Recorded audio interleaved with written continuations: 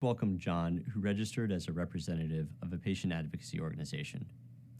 John declined to report whether they have a conflict of interest. Welcome, John. Hello, I'm John Czwartacki. I'm a patient and founder of Survivors for Solutions. I want to thank CMS for engaging with patients who have to survive these policies we're discussing here today. I believe our experiences provide the missing perspective about real risks this is putting on real patients. Regrettably, this effort delivers blunt force trauma to a finely balanced medical discovery ecosystem. This policy knowingly risks how Entresto and countless other innovations are discovered at all. Most troubling to me is it endangers the hope of people who need it most. When I was diagnosed with incurable progressive chronic disease, there was zero disease-modifying treatments or DMTs to slow my path to total disability. That soon changed thanks to public policy that encouraged both cutting-edge treatments and low-cost generics. Research could rationally take risks based on predictable public policy.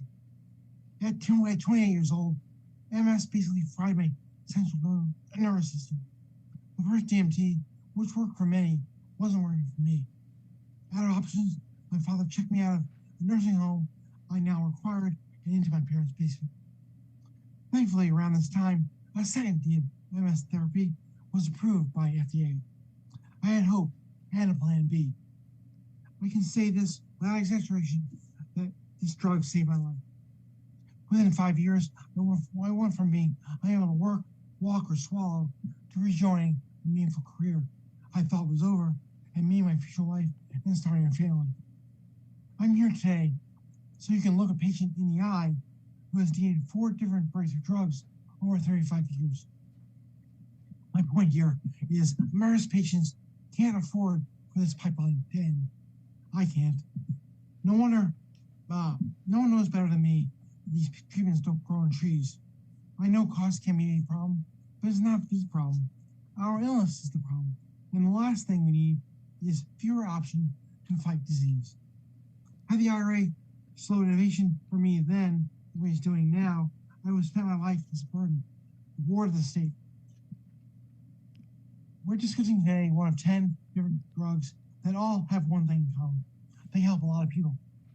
Contrary to public belief, this exercise is not to lower patient costs, but to target successful therapies that the government doesn't want to pay for. When a solution goes undiscovered, it doesn't just harm people most in need, it hurts the whole country. Why? Less production, less innovation, less tax revenue, and less slows our path to less lowering suffering.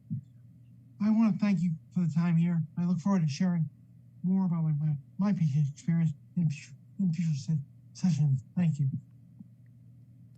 Thank you for your comments, John. Now we'll move to our final speaker.